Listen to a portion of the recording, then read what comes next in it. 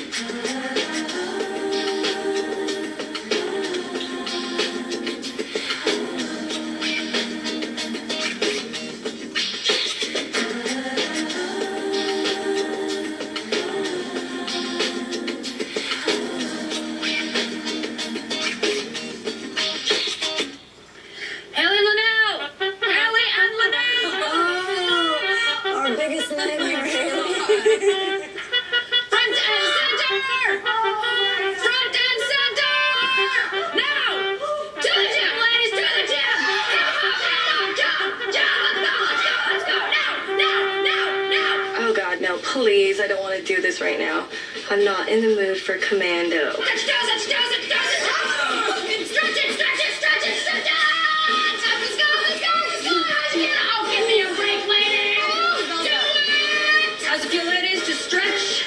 Get some exhilaration going in the morning? I do it all the time. You do it all the time, do you? Really? Yeah. What don't you do all the time? What don't you know how to do? Get along? Communicate!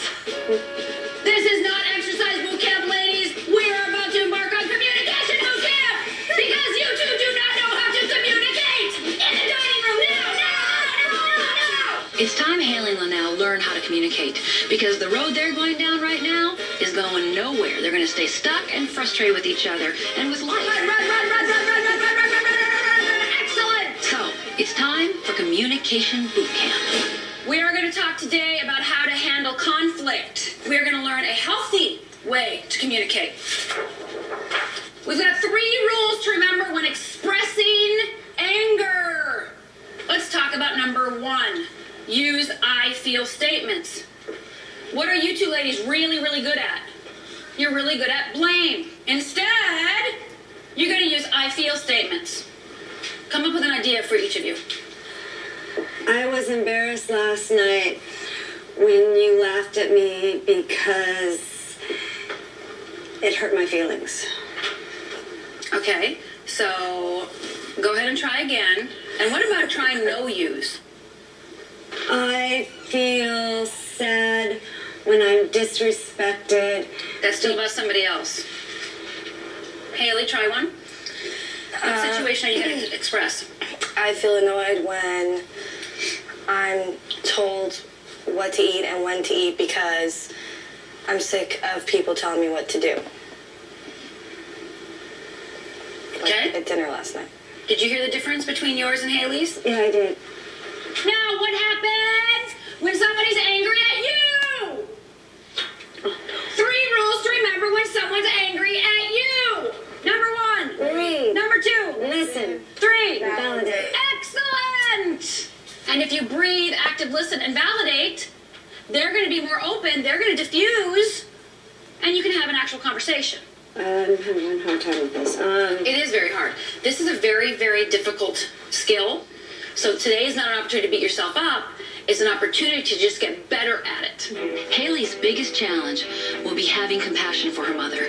Lynnell's challenge will be not to blame Hailey and to use the I feel statements in a positive, powerful way to take full responsibility for her feelings and the situation. She has a very difficult time taking responsibility.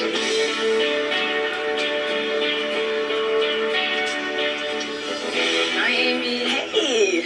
I'm meeting Amy today because Amy's going to learn all about self-publishing. It's time for her to take her skills to the next level. Remember we talked before, it was me, you, and Steve, way back, about putting together a pamphlet that you could use for students or individuals that have in a bookstore to sell. And we talked about your 20 travel tips. So you're going to make a pamphlet. Okay. Okay, great. Because when people come to hear you, even though you have handouts for them, a pamphlet will be something they can carry with them when they travel, and when they're thinking about traveling, to get clarification, help them with the 20 tips. Right. Okay. And you're going to be speaking again. Yay! Okay, that's fantastic. At the University of Illinois, Chicago. Oh, God. Okay. All right. Okay. Keep stepping it up each time. Okay. Right? Wow. Okay. It's really exciting and overwhelming at the same time. I will be making and self-publishing a zine of my own, which is sort of like an independent mini magazine. It's going to be a real time crunch, though, doing that and getting my speech ready. So we'll see. Are you ready to get started? I am. You are? That's fantastic. That's fantastic. This is great. Yeah. No, it was the apartment that I lived in when I got pregnant, and Jonathan threw me out. So I'm sitting in the park. Well, his friends see me sitting in the park. Instantly, they're on the cell phone. Dude, your girl's doing this at the park, sitting with Duncan. Da-da-da-da-da. And he's a pizza delivery boy. So they're all like, she's doing the pizza delivery boy. That's what he was talking about. Yeah, and it never happened. He said that to me, and I was like, what? Listen to this. It's hilarious. It never happened. Like, I never, ever, ever, ever was so devoted to Jonathan when we were dating him. And he changed the locks on his apartment and threw me out. Because of his cool friends getting him all, like, jealous, thinking something's going on. Wow. Huh? You know what? You know what we call them, Josie? Piles. Piles. They're all piles. They're all piles. Underneath all of Josie's joking around is a very scary reality. Since Jonathan threw her out, she's been homeless. So today we're bringing an expert to help her to confront the truth.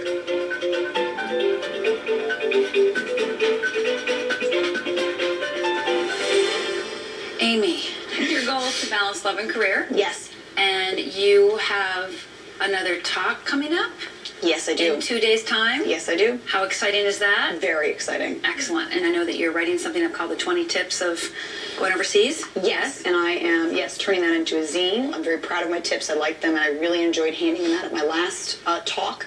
But I do appreciate that this is going to be a little bit more professional. You know what I mean? It's like a little bit more expert-like. Yeah. That I'm going to be putting it into a booklet as opposed to just a handout.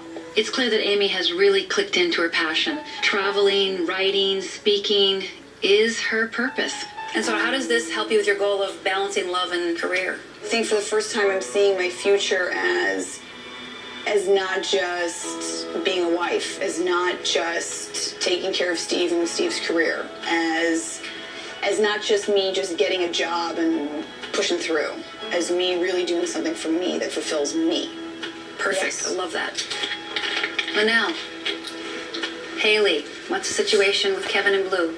Kevin doesn't think, he doesn't know how he can get off of work. His work was very uncooperative, so he's still trying to find someone that can work for him, even if it's just one day. What I'm concerned about is that you didn't do everything that we had talked about. Instead, you just jumped to the old Lynnell and just kind of said, well, I guess I have to take care of it. Because I called Kevin's work? Is that what it was? Yeah. How old is Kevin? How old is Kevin? 20. 20 years old. A 20-year-old boy, if he'd like to, could get the time off. Mom does not have to call his boss and say, please give my son time off. For my entire life, I felt like there was labels. I was Hailey, Blue, and Kevin's mom. And now Hailey, Blue, and Kevin are grown, and so I am no longer needed to be the mom that I had been for so many years. So I don't know what I'm supposed to do now. I don't know what I'm supposed to do with me. Go ahead, tell me what was going through your mind. I wanted to surprise Kevin. So you get to be the great mother again. Yeah. You get to be the savior. So horrible. You get to be the fixer. You get to be like, look at me, My main reason for wanting to get them here is because if it doesn't happen here, I am so afraid that the communication between Hailey and Kevin may never happen. That's right. And that's my real reason. No, because Kevin, Blue knows that. Does Kevin know that? No, Kevin, if he knows that he's going to come here specifically to work on him and Hailey. He's not stupid. He knows that's what it's all about. I don't know. He knows. Okay, so you're not being honest with him. You're trying to trick him. The truth is that if Kevin knows the real reason why you think he's coming, then he's not going to come, and therefore you've got to surprise him, because that way it circumvents all of you telling the truth. Yeah. My mom knows how much I want my brother to accept me. Really, she's afraid to tell Kevin that he's going to have to deal with me here, and that hurts my feelings.